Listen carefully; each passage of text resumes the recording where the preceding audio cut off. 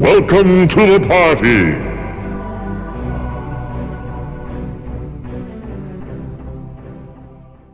Beyond the realms themselves, the 8 main hero characters are arguably the most recognizable and memorable part of Dark Legacy. With their iconic abilities and voice lines, everyone has a favorite class, whether it be the speedy wit of the Jester or the untamed sass of the Sorceress. There is no shortage of personality to be found in the game's roster. But who are they? Why did Summoner pick them, in particular, to save the world? And what became of them in the years following the end of the game? In this video, we will be seeking to answer those questions. We will be covering the complete lives of the hero characters as portrayed in True and EU Canon. It is important to note that many of the characters are hard to summarize without discussing the realms and factions they represent, so this video will also provide summaries on certain realm factions, such as the Valkyrie and Knights of Sky. If anyone gets confused by a term or character mentioned in this video, please feel free to leave a comment, as we see every single one, and are more than happy to fill in the gaps. For those waiting for the Lawrence What If story, we ran into some difficulties and disagreements regarding the approach to the story. So we're probably going to hold off on that project for a little bit. And finally, I wanted to thank everybody for their patience as we took an undisclosed break over the holidays. Now, let's begin this exploration with the story of Freya and the castle stronghold.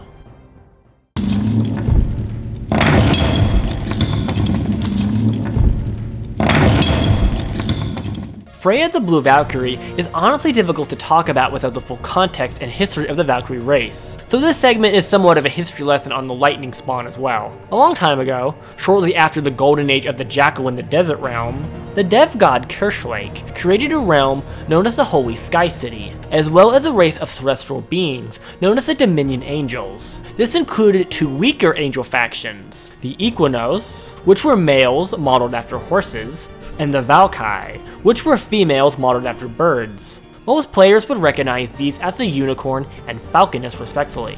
Beyond their physical appearance, there were several differences between the two. Firstly, Valkai angels had wings, and could fly freely, leaving Equinos to resort to flying airships to get around. Secondly, and more importantly, the Valkai were significantly more free than their male counterparts. Unicorns were created more so to follow orders and serve their superiors. Think of them as drones of a beehive, or biblically accurate angels for comparison. They were still capable of independent thought, but their biology called to serve a superior. The Valkai, on the other hand, were more free-willed.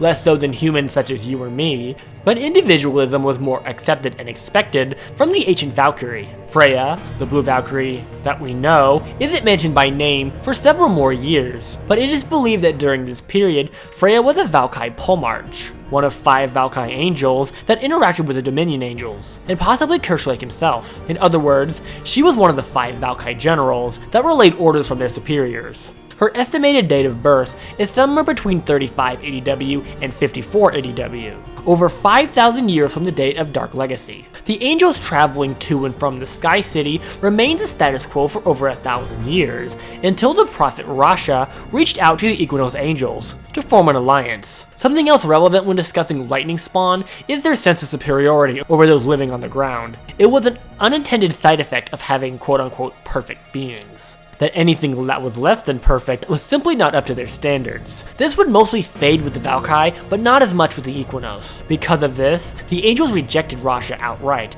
and anything he had to say.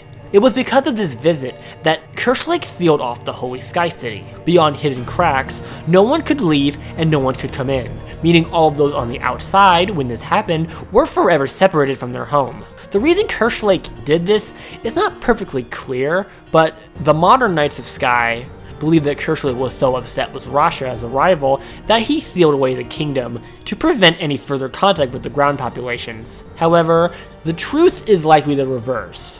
That Kerslake was so offended with how his people treated Rasha, a well-intended outsider, that he sealed his kingdom away as punishment to those on the outside, or to keep his angels away from the ground populations for everyone's mutual benefit. Whatever the truth may be, those on the outside were left to their own devices, never to interact with Kerslake and their siblings in heaven ever again.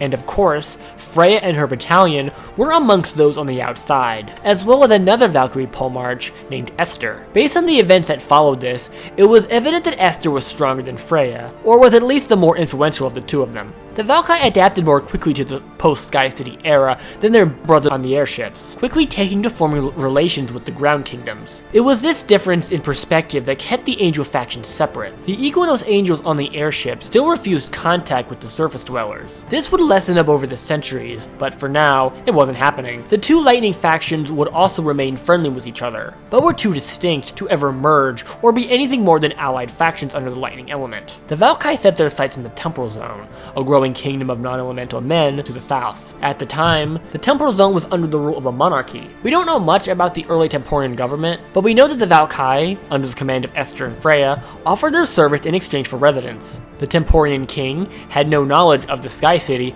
and what had happened, so from his point of view, a race of celestial beings was pretty much offering to serve him for free, thus he accepted their proposal. The Valkyrie were quick to infiltrate the Temporian culture, and vice versa. Valkyrie began to take a more humanoid form to better blend with the local population, with Freya being amongst the first group to take on this practice. The falconess form was still prevalent, but would slowly phase out over the coming centuries. Many of the Valkyrie also became intimate with local men, leading to the creation of a new race known as the Storm Children, half Valkyrie and half human. Most of the Temporians loved the Valkyrie, but they were the select group that didn't. Simultaneously, most of the Valkyrie people longed to return to the clouds, so much so that they proposed a plan to the king, build a new kingdom amongst the clouds, and take all that wished to live there. It was unclear how much Freya had to do with this plan, and how much she contributed, but considering the entire Valkyrie order was involved, it's fair to say it was likely quite a bit. This new kingdom came to be known as Arendelle, a castle on a flying island near the east coast of the continent, being the size of multiple cities. It took decades to construct, during which a series of disputes began in temperance, some of which resulted in protests, and even riots. Anti-Valkyrie advocates argued that the Valkyrie Order was essentially stealing their kingdom, literally moving it somewhere else. This group never convinced the masses, as the choice to leave to the castle Arendelle would be completely optional, and the royal family would still rule over the ground region, even if they weren't physically present. It is believed that Esther, the other Valkyrie Polemarch, was killed during one of these riots. We don't know that for sure, but she completely stops being mentioned shortly before them, and it is believed that she perished before the castle stronghold was finished. Whether that is actually true or not, Esther is never mentioned again, leaving Freya the unrivaled leader of the Valkyrie Order, soon changing her title from Polemarch to Princess, mostly to adapt to the title system used by the Temporian royalty. Under Freya's leadership,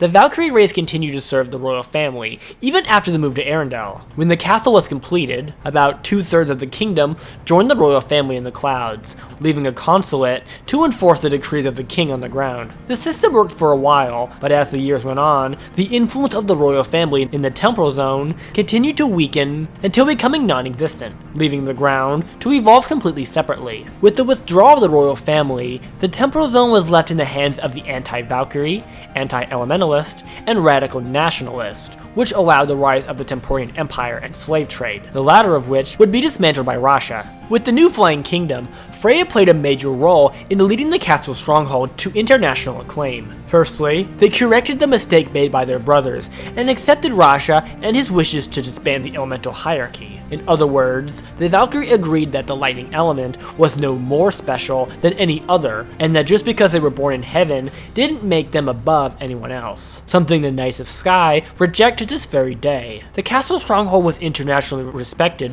for their involvement and assistance to other kingdoms. For centuries, Freya served under the king or queen of Arendelle and assured the protection of everyone under their flag. Due to their position and influence, they quickly became one of the most powerful and wealthy nations in the world. But this was more contributed to the royal family than it is to Freya and the Valkyrie. The Valkyrie Order didn't play a role in the government and simply composed the military, so Freya's role could best be described as the top general under the king. The Valkyrie followed her orders, but she followed the king's orders. Freya's actions between the establishment of the castle's stronghold and the Age of Scorn are not well documented, but it is implied she maintained her position as Valkyrie Princess under the royal seal. We know she was present at Rasha's Sumner's funeral, and was quick to befriend his successors, Sumner and Garm. A statement Sumner made later implies that Freya helped him greatly in understanding the factions and their social relations. Even Garm apparently didn't mind her, with him writing that all the snobs that could be found up there, Freya was the most tolerable of them. Not exactly a hearty compliment, but considering it's Garm, it's probably as close to friendship as one could get with him. Freya also played a large role in mentoring the upcoming Duchess Bjork of Skye. The offspring of a Dominion Angel and a Valkyrie ended up in the hand of the Knights of Skye, and the rules to their creed demand that as the strongest, she is to lead them. How the Knights obtained her is a story in and of itself, and will be mentioned more later. But without Freya, the Knights of Skye could have easily gone in a different direction. Due to their biological limitations, the male drones that make up the Knights of Skye aren't exactly the most equipped to mentor someone like Bjork. As a Valkyrie, Freya could relate a lot closer to Bjork than any of her brothers, and proved critical to her development as a ruler. Freya explained the difference between the Lightning factions and encouraged Bjork to use her extended emotional talent to the advantage of the entire order. Freya's influence resulted in Bjork's Sky Knight order to be more engaged than it was prior. It was still the most isolated of all the sects, but because of Freya, they set up trade operations, and even attempted to set up some ground bases, such as the Spire Island research base. Freya and her Valkyries served as an international standard for diplomacy and negotiations for peace. Despite her skills as a warrior, Freya was especially pro-peace, causing Arendelle to be one of the first realms of Sumner's Realm Alliance, and played a major role in getting the Knights of Skye's airspace to join them as well. In the decades before the Age of Scorn, the then King Idus passed away, leaving his 5-year-old son Macbeth King of Arendelle. Due to his young age, Macbeth granted Freya to rule in his stead until he came of age. But even after growing up, Macbeth never committed to the responsibility. Because of this, Freya had unrivaled leadership of the castle stronghold when Garm awoke Scorn, and played a massive role in keeping the invaders at bay. Between her leadership and the craftsmanship of the castle stronghold, Arendelle was the last realm to fall to Scorn's evil, nearly 10 years after Garm first summoned him. While the Lycan army was eventually able to break through, mostly because of the Chimera, Freya's impeccable battle strategy led to the vast majority of the kingdom escaping unharmed. This happened only days before Sumner reached out to her to form a plan of retribution. Sumner knew she was the obvious pick for the cunning and intelligence she had proven him time after time. And from there, you know the story. Armed with Rasha's sword, Freya fought her way to the Chimera and liberated her realm only weeks of having lost it. After Scorn and Garm fell, Freya spent the next 50 years rebuilding the Bannorn. Beyond her own realm, she played a critical role in restoring the Knights of Skye, Mountain Kingdom, and Ice Domain, lending as much assistance as they could spare. 50 years after Scorn fell, the sky split open, kicking off the Thunder Space War. For those that aren't aware, the Thunder Space War is the next and final international threat as described in EU lore. Frank Loyal, a man trapped in the space station liminal space, created a tear in space and time to allow himself to return to the Bannorn, but in doing so, he brought with him an ancient army used by Log himself. I hope to do a video just on this event, as there is heaps to talk about. But for now, I'll only explain the roles of each of the heroes. The castle stronghold was a flying realm and lightning based, it was extremely involved in the Thunder Space War. Along with the Knights of Skye, Freya and the Valkyrie defended the Bannorn from the invading Log Sentinels. She played a critical role in keeping them away from the surface and formulating the plan that ended up closing the portal, sealing the remainder of the Log army away. Since Frank Loyal was a member of the royal family, Freya did not hesitate to surrender Arendelle's crown, putting a royal at the helm of the Flying Kingdom once again. Freya the Valkyrie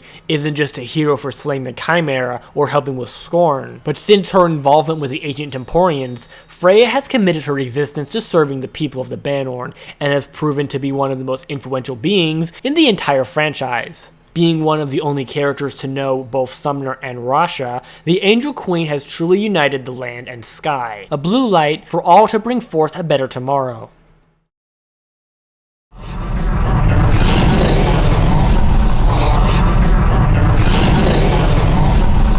Since King Korik of the Mountain Kingdom isn't thousands of years old, this section ought to be a lot shorter. Korik, the Red Warrior, was born in 5521 to King Trian of the Mountain Kingdom, along with 2 brothers, Maverick and Borr. As a mounted prince, Korik spent most of his childhood training and learning to master the fire element. Even amongst his peers, Korik was seen as somewhat of a national icon at the time, a symbol that mountain men had a bright future ahead of them. His relations with his brothers isn't known, but according to Borr, he saw them more as rivals than he did equals. Korik enjoyed brawling with the youth of the arena, other upcoming champions proving their worth through combat trials. A young man named Dunfear quickly took a liking to the Mountain Prince, and they soon became regular sparring partners. Dunfear was fascinating to Korik, because unlike the other champions, he was a commoner. Most of the warrior youths were the children of pre-established warriors, trying to walk in their parents' footsteps. But Dunfear's parents were both regular commoners, with no ties to the warrior class. So the fact that Dunfear was here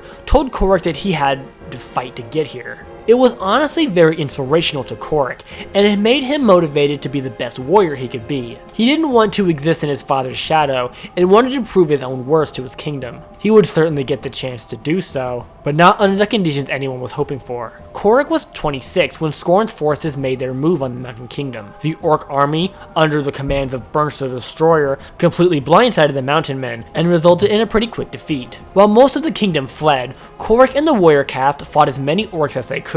In the battle, Korik watched as Bernsh beheaded his father before the entire warrior caste. It took the full strength of Dunfear and Maverick to pull Korik away, as they knew the battle had been lost. Borr was presumed dead, but managed to escape as well, going on his own little quest. Korik wouldn't see him again until years later. I do hope to cover the quest of Borr on this channel at some point. It's a fun little EU side story for another time. The Mountain Men, and what survived of the warrior caste, regrouped at an ancient stronghold deep in the mountains, where they would hide out and recover. Korik was consumed by wrath and swore revenge. At this point, none of them were aware of the dragon, or the larger threat of Skorne, so at the moment, all of Korik's anger was directed at the orc boss. Shortly after recovering, Korik snuck out of the stronghold and attempted to traverse the volcanic caverns in search of Bernsh. Blinded by anger and vengeance, he failed to account for the swarms of dwellers that stalked the lost caves. He quickly found himself surrounded, and faltered to their persistent strikes. As he bled out, he was quickly pulled from the scene to the safety of Sumner's tower. Sumner witnessed his encounter in the caves and pulled him out just in time. From here, Korik would learn about the dragon, Skorne, and what was happening everywhere. After healing him up, Sumner expressed to Korik that this wasn't over, and he would get his chance to slay Bernsh. For the next several years, the weight of Trian's death began to weigh on him more and more. He couldn't help but feel responsible for what had happened, and that if he was a better warrior, then maybe Trian would still be alive. He commonly traveled between Sumner's tower and the mountain stronghold, staying up to weeks at a time with Sumner, as he was having difficulties being around the rest of his peers. Since Korik was the oldest, he was the new king of the Mountain Kingdom, and yet he was having trouble addressing them. He was hoping that Sumner had a plan, but as the years persisted, it became more and more clear that he didn't. Despite his inner demons, Korik refused to give up, and consistently sought for an avenue to liberate his realm. Korik's prolonged absences left Maverick and Dunfear to deal with most of the damages. Nobody blamed Korik, but it didn't make their position any easier. After the collapse of the castle stronghold, the last world free of Skorne's corruption, Korik demanded action from Sumner, and was one of the key figures involved in getting Sumner to act. Korik had reached a point where he was going after the dragon, and if he was going to die, then so be it. It forced Sumner to reevaluate some things, and eventually get a plan in action to bring down Skorne. Freya was able to recover Untar's ice axe from the castle barracks, a legendary weapon in which only Masters of Fire could wield without freezing. Finally, 10 years after his father's death, Korik was able to seek revenge against the beast that ruined his life, venturing through the Valley of Fire, neighboring cliffs, and into the caverns below once again. Korik fought against Bernsh once on his mission, but he didn't get the honors of destroying him. As they battled in the volcanic cavern, a boulder fell from the ceiling, separating them. As any Gauntlet player knows, Korik would slay the dragon with the ice axe, and return to fight Skorne along with the rest of Sumner's champions. While Korik was away in the underworld, Dunfear was able to slay Bernsh, in an assault known as King Trian's Revenge, in which Dunfear led a force to take back the Valley of Fire. When he returned, Korik was held as a champion of the ages, and is considered the mightiest king to ever rule the realm. The tale of Korik and the dragon became one of the most popular legends to float around the region into the coming centuries. The ice axe gained a special place in the culture of the Mountain Men, and was held as a symbol of their strengths, even though it would return to the castle stronghold. Korik would reunite with Borr the following year, and started a family shortly after that. Korik ruled the New Mountain Kingdom for the next 50 years, until his natural death at the age of 87. He passed shortly before the Thunder Space War, leaving his daughter to continue his legacy and bring the wrath of the Mountain Kingdom to any log sentinel that was unlucky enough to land in their territory.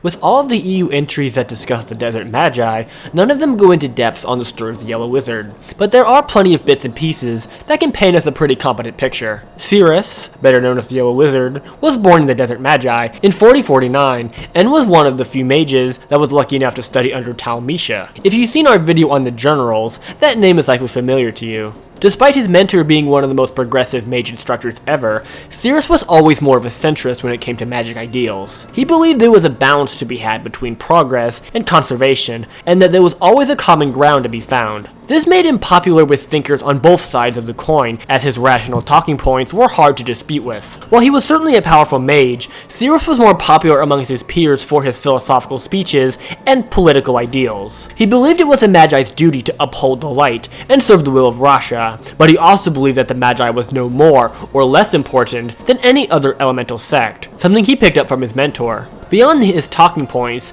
Cirrus excelled in his magic studies, becoming an elder mage around the age of 500, joining the Magi Council around 600, and was finally elected Archmage when he was 724 years old, being the first and only of Tal's original students to do so. We don't actually know much about what Cirrus did as Archmage prior to the Age of Scorn, other than he was generally well liked by the collective, and he was close with Sumner. When the Age of Scorn began, Cirrus had been Archmage for 774 years and was well considered the best of them at the time. After Scorn set him free, the genie was quick to comprise a plan to sink the Magi, and boy, did it work. The Jinn army, possessing golem bodies, ambushed the Magi, killing hundreds and taking both the city of Impera and the Temple of the Magi in a matter of hours. Despite their losses and the shock of the attack, Cirrus was quick to regroup most of the mages that had escaped. For the next 8 years, Cirrus and the surviving mages composed a series of ambushes in an attempt to take back Impera from the Jinn. These skirmishes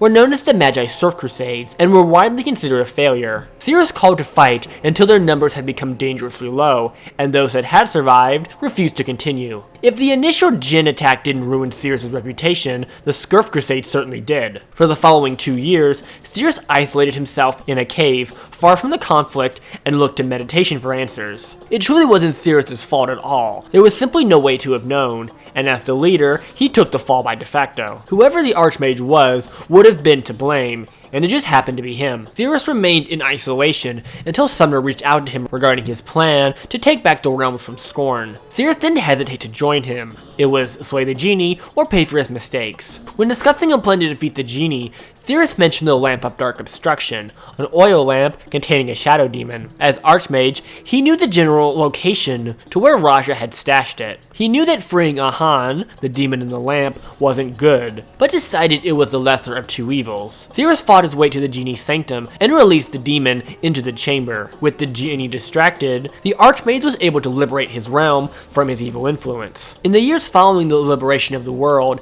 Cirrus would gather the remaining mages and begin efforts to rebuild the Magi Order by reaching out to other mage sects. The new Magi Order was significantly more diverse than before, with mages from the Keter faction and the Witch Coven contributing their services. Despite the new talents coming in, Cirrus did his best to keep the Magi teachings as they were before, insisting on the teachings of pure light, as the Magi had always done. This worked for some, but not so much for others, including his right hand, a mage named Meng the Jove, who believed that sub-elements should be welcomed into this new order, and that this was a great opportunity to correct the flaws of the old days. It got to the point where Mings and a select group of mages split from the Magi, forming their own splinter group.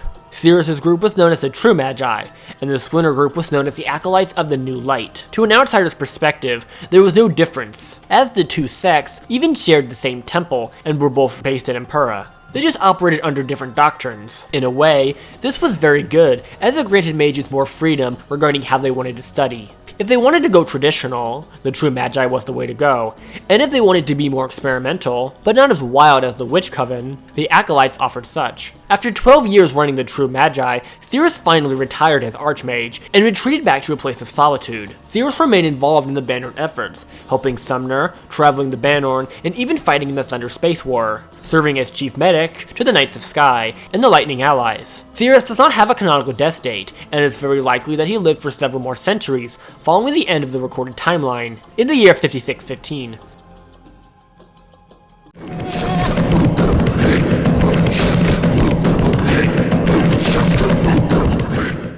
Despite being nowhere near as old as Cirrus or Freya, Aoewyn of the Forest Realm has certainly seen her fair share of action, and is definitely older than she looks. The Green Archer is believed to be around 300 years old at the time of Dark Legacy, which in Elven years is still a relatively young adult. Aoewyn is first mentioned by name when she saved her mother from the 8 beast known as Woodwoes. While Aoewyn certainly didn't win, both her and her mother survived, and considering the wrath of Woodwoes, that was a victory in and of itself. The exact year and age this happened is not clear, but Aoewyn is believed to have been a preteen around the age of 12 or 13 in Elven years. The Green Archer's early story is most highlighted in a single source called Keter Song, which is an underrated side story in which a young Aoewyn plays a supporting role. From this story, we can conclude that the Green Archer spent much of her earliest years training and hunting. Based on her interactions with Keter, it is fair to say that Aoewyn wasn't considered a prominent hunter until years later, disputing the notion that the Woodwoes thing made her famous. The next time Aoewyn is mentioned is in a poem describing her victory in defeating a massive tiger,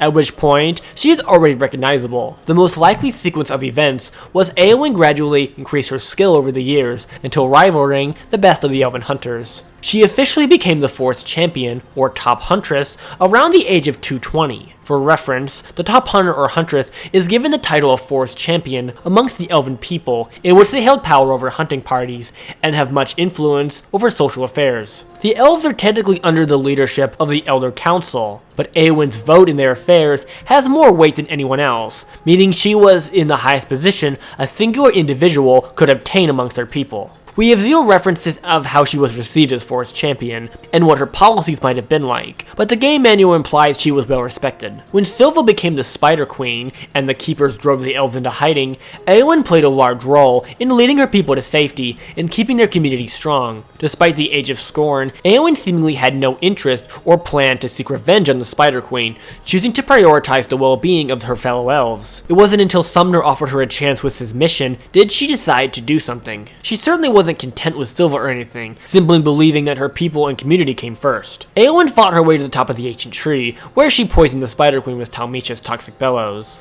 With the death of Silva and later Scorn, the elves resettled into the treetops, and Aoewyn went down as a legend. The story of the Green Archer and her 7 companions became a staple of forest folklore for the ages. Aoewyn remained Forest Champion until the end of recorded history, and due to the location of the Forest Realm, her and her kingdom pretty much missed the Thunder Space War, though she is mentioned as being a shelter contact. So it's likely the Forest Realm were accepting refugees and other sideline support. While the Archer is certainly a legendary warrior, the Forest Realm is one of the more isolated kingdoms, such as her influence rarely reached into the wider Bannerlord.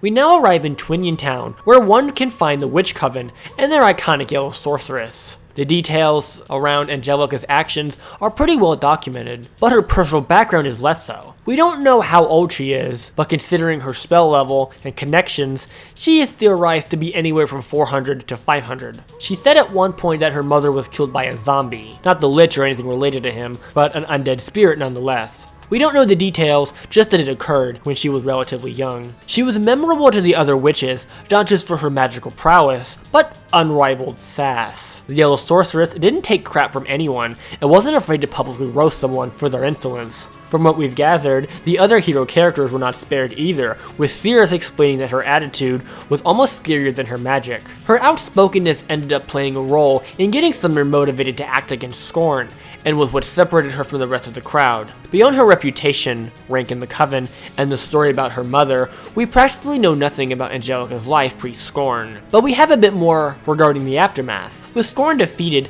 Angelica returned to her realm and was celebrated for having defeated the Lich. She isn't believed to have helped in the rebuilding of the province, as after the death of Garm, she went into a prolonged isolated meditation. The details on this are vague, but her interactions with the outside world in the years following the end of the game were scarce. By the time that Thunder Space War began, Angelica had returned to the world and led a mage unit in the castle stronghold. While the Covenant and Twinian province as a whole were not involved in the Thunder Space War, many volunteers went to assist the Lightning Realms. Angelica's exact actions during this period are also not fully explained, but the mage sect she led was responsible for healing magic and fortifying the castle defenses.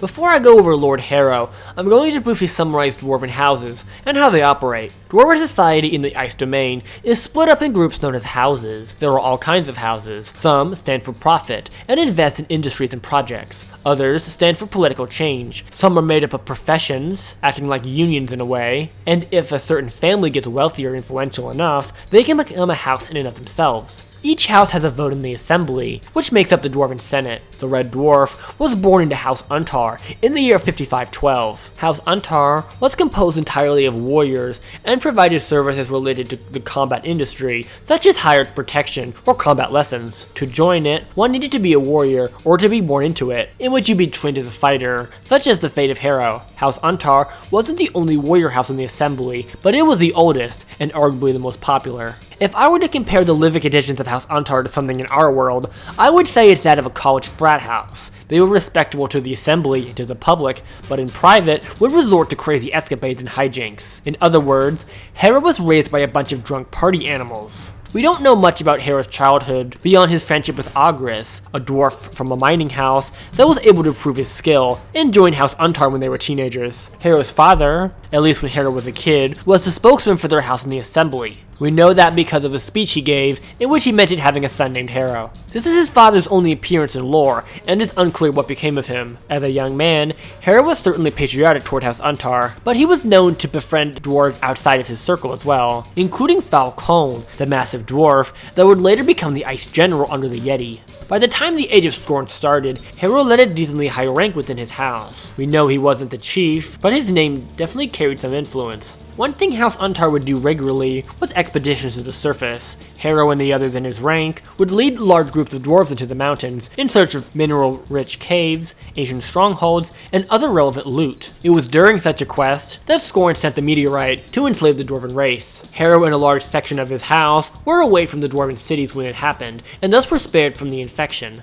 Unable to return home, Harrow and the others located to an old fortress far from the dwarven capital and proceeded to live out the Age of Scorn in isolation, working as a community to keep each other alive. They certainly wanted to take back their realm from the Yeti, but their supplies income from hunting and gathering was barely enough to keep the refuge going. So plotting a campaign wasn't likely to happen. As the leader and highest ranking survivor, Harrow was looked toward by the Communion for guidance and leadership in these dark times. Harrow ran the refuge based on the methods used by House Ewson, a charity house. But rather than gathering goods for the entire city, it was just serving for itself. Harrow's faith of confidence was one reason the refuge remained so positive. To the warriors, the idea of having to sit idle while the Yeti puppeted around their kingdom was maddening, but Harrow always assured everybody that they would get their chance. In reality, he was barely keeping it together himself, but his ability to conduct hope even when he had none was truly a rare gift, especially for unemotionally invested people like the dwarves. When Sumner arrived and called for a champion,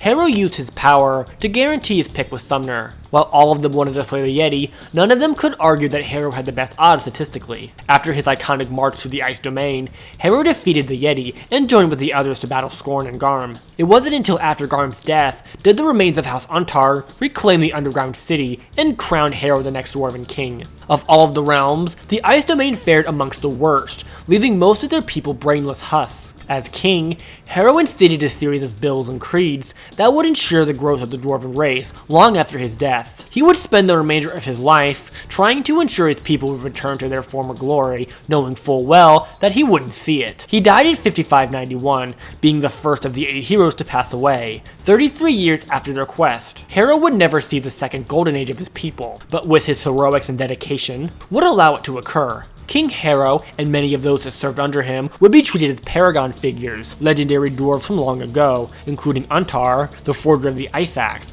and the one Harrow's house is named after. Harrow would be seen in a very similar light as the years went on, being remembered as one of the greatest dwarves that ever lived, not just by those that knew him, but all of the Ice Domain and most of the Bannerman world.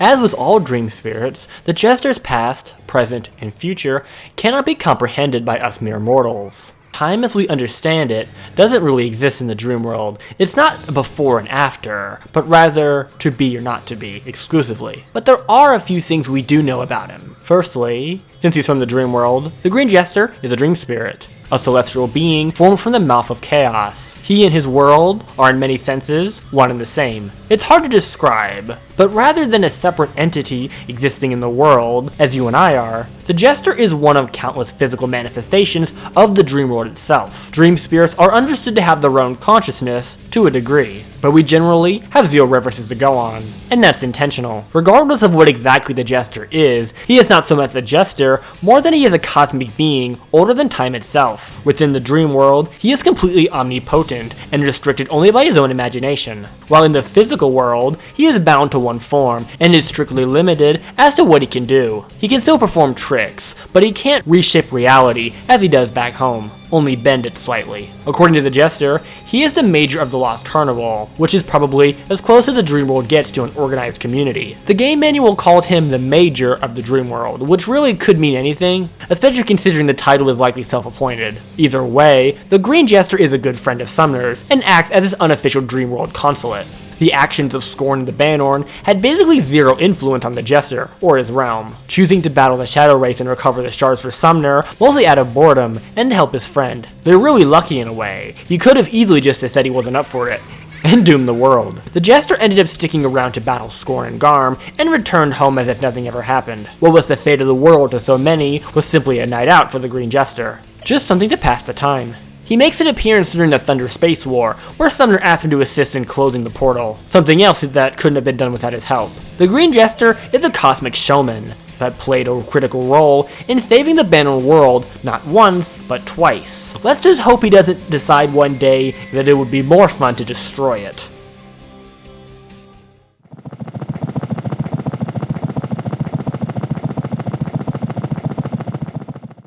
And with Sir Lionel of Sky, we come full circle. We've already covered the Valkyrie and their influence on the world of men. Let's look back on their male counterparts. When the Sky City was locked down, the Equinox Angels struggled immensely. While the Valkyrie were independent enough to make a decision, carve their own future with the Temporians, the Unicorn Angels aboard the skyships had no such freedom. Here was a race of beings programmed to follow orders, with no orders. Without contact with their superiors, the Unicorns, under Knight Commander Gregory, continued with their current mission, survey the skies and track the weather, which was exactly what they did. For centuries, it went on, keeping an extensive weather log with nowhere to send it. They never contacted the surface and remained adrift. The Valkyrie were their only outside contact, who occasionally visited. With the Valkyrie changing their form to look more human, the Unicorns would do the same. It wasn't a conscious decision, just something that happened over the centuries. It wasn't until they obtained Lady Bjork did they officially break this routine. As to not distract from the core of this video,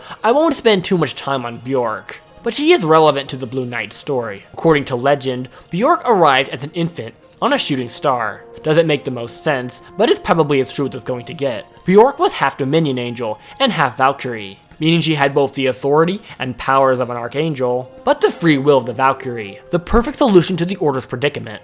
We don't know exactly why or how the Knights ended up with Bjork, but the most common theory and belief of the Order in-universe is that Kerslake created her and casted her down specifically to get the Knights of Sky out of their rut. The hierarchy used by the Equinox Angels, now Knights of Sky, is based on the purity of blood, not age or experience, meaning since Bjork was half Dominion Angel, she had more angelic grace than any one of them, ensuring her unrivaled position as their new leader. It's at this point when Lionel, the Blue Knight we all know and love, is mentioned by name. Sir Lionel, along with 4 others, were were tasked with protecting the infant Bjork and serve as one of her main parental figures. Despite the hundreds of individuals that make up the Sky Knight Order, Bjork spent the vast majority of her time interacting with these four specifically, as well as Freya, who actually played a massive role in setting this up, as without her, it would have been 1,000 celestial warriors looking to an infant for guidance. In a recorded conversation between Freya and Bjork, the Duchess confessed that growing up, she would constantly barrage her caretakers with questions,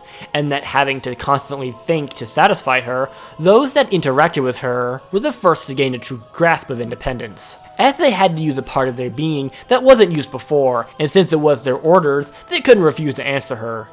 This isn't to say that Lionel was the smartest and most independent of the Knights of Sky, but more so just one of the first to reach said independence. Bjork's effect changed the entire order, making them less drone-like and more sentient. Even so, they were still the most conservative people in the Bannerlord, and extremely rule-oriented. But they were certainly more capable of critical thinking than they were prior. Several years later, the Knights of Sky attempted to set up a series of ground bases in the waters surrounding the Bannerlord continent.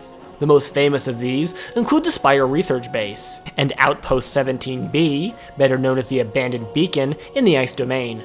Most of these didn't last long, with the Spire Base being the only one still officially owned by the Knights of Sky at the time of Dark Legacy. I bring them up because we know Sir Lionel manned one of them. We don't know which one, but we believe it was located either around the Carbon Sea, near the Mountain Kingdom, or the Sea of the Ancestors, east of the Desert Lands. We know this because of a description of the warm weather. Also, since only captains can man outpost crews, we know Lionel was promoted to captain at some point after his time with Bjork. After this, Lionel was amongst those chosen to work on Bjork's personal flagship, the Nema. It was because of this position that he survived the plague attack. Scorn's plague fiend caught a ride from the Spire Lab to Cloud Docks, where it proceeded to take each ship one by one as they docked. Amidst the chaos, a knight named Sir Lucan was able to send out a warning, encouraging all skybound vessels to stay away. The Nema, carrying Bjork and her crew, was the only vessel to heed the warning, and remained away from the plague's grasp. Knight Commander Arthur, the highest-ranking knight beyond Bjork herself, was killed in the attack, leaving Lionel, the highest-ranking survivor, to take his place.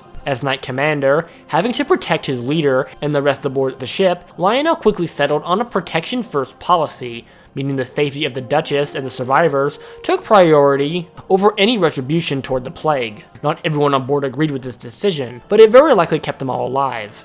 The pressure Lionel endured during this Age of Scorn was immense, but it made him one of the strongest individuals in the Legion. Between philosophical conversations with Bjork, the pressure of the situation, and the expectations set by the prior Knight Commander, Lionel became one of the most outgoing and fleshed out individuals the Equino's division had ever seen. He went from a mindless drone to a battle-hardened leader. His character only continued to evolve as the war against evil came to a head. Sumner reached out to the Knights of Sky, hoping to recruit Bjork to slay the Plague Fiend, but Lionel disputed that notion, insisting that the code forbid her from going without the Knight Commander's consent, and that due to their safety-first system, he refused. It took a lot of convincing and technicalities of the code for Sumner to finally convince Lionel to go in her stead. He convinced Sumner that Bjork was not expendable, but that he was. Sumner confessed later that in that moment he was worried, fearing that Lionel wasn't up to par, especially considering how Arthur, the previous Knight Commander, didn't stand a chance. The only thing we know Sumner did to help Lionel, besides make sure he got the Javelin of Blinding, was to craft an immunity to the Plague Virus, which is why the Knight doesn't get infected during the Sky Dominion quest. From here, we all know how it went down. Lionel gets a ride from the Spire to Cloud Docks, fights his way to the Plague, and slays him with the Javelin. Following the death of Scorn and Garm, Lionel finds a new respect for the surface races. He still believes that angel spawn / lightning elementals are superior beings, but that the surface is home to some very honorable individuals. Prior to the war with Scorn, Lionel had never interacted with the Surfacer, and assumed them all weak. Fighting alongside those such as Korik and Aoewyn, his opinions on them certainly shifted. It didn't completely flip his world upside down or anything, but it granted him a new perspective on the other elementals, and for the first time, he could understand why Freya and the Valkyries chose to willingly associate with them beyond mutual trade deals. His mindset was officially tested when the job came to rebuilding the Sky Knight Order. Equino's angels, Knights of Sky, cannot reproduce on their own. They have to be created by stronger angels, and since none existed in the overworld at this point in time, the only way to grow the faction was to have outsiders join. If it wasn't for his time on the surface, Lionel would have never agreed to this, and even what he did end up agreeing to wasn't exactly open-minded. He allowed storm children from the castle stronghold, the offspring of Valkyries and humans, to join the Sky Knight Order. This was yet another shakeup to his thinking. As in any other era, storm children were considered abominations, or describing them as having tainted divinity. In the 50 years of peace that followed Garn's deaths, Lionel and Bjork rebuilt the Order with willing storm children. Bjork would eventually learn to create new Equinox Angels, but that wouldn't be for years later. The remaining pure Knights of Sky that survived the plague made up the higher ranks, and the transition to having less than pure members didn't exactly go smoothly. But by the time the Thunder Space War had happened, it was mostly figured out. Since the Sky Fleet and Castle Arendelle were the closest things to the log portal, they of course made up the bulk of the Banner's army. During the Thunder Space War, Lionel was one of the top generals of the Resistance, alongside Sumner, Freya, Bjork, and Frank Loyal, the cadet. While Bjork continued to command the Knights of Sky proper, Lionel had a battalion of his own that took part in critical ops, such as capturing log motherships. Of all the heroes, I have to say the Knight changed the most as a person following the death of Scorn. A celestial drone turned hero of the Bannorn and found a new respect for those he once considered beneath him. While he hasn't completely changed his mind about that, hopefully the more diverse Knights of Sky Order can truly make the angel bias a thing of the past. And that wraps up our journey through the lives of the 8 hero characters. Thanks to everybody that's gotten this far. Once again, if you have any questions regarding any of the characters or concepts mentioned in this video, please leave a comment, and I will do my best to break them down. We're having some difficulties with the Lawrence story, so I've decided to push that aside for now, and focus on more informative content like this. I really hope to do a video on dev lore, as well as the Thunder Space War, as I've mentioned them multiple times in our videos, and it would be good to have a baseline for future references. Until then, fare thee well, heroes.